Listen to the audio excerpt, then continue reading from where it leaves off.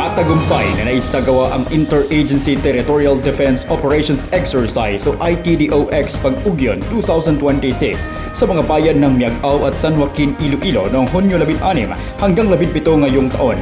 Layunin ng naturang pagsasanay na higit pang palakasin ang ugnayan at kakayahang magtulungan ng iba't ibang ahensya ng pamahalaan sa pagtugon sa anumang uri ng banta, habang pinauunlad ang kolektibong kahandaan sa pagharap sa anumang hamon sa seguridad. Binigyang diin din rito ang mas epektibong pagkaisa ng mga hakbang upang maging mabilis, organisado at matagumpay ang pagtugon sa anumang kalamidad.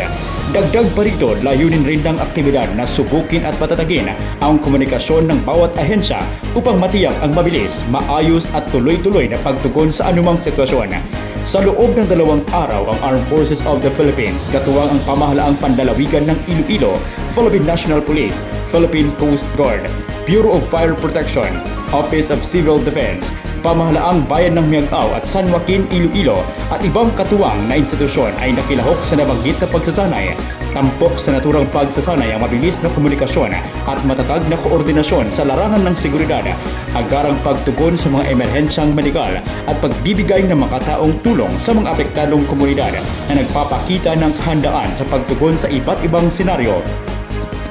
Ang tagumpay ng Pag-Ugyon 2026 ay malinaw na patunay ng patuloy na pagsusumikap ng pamahalaan sa pagpapalakas ng interagency collaboration. Higit pa sa pagpapaunlad ng kakayahan, binigyang diin din ang pagsasanay ang kahalagahan ng matatag na interagency cooperation upang mapanatili ang koordinadong pagtutulungan at kahandaan ng bawat ahensya sa pagsusulong ng kapayapaan at kaunlaran para sa Iloilo at buong Western Visayas.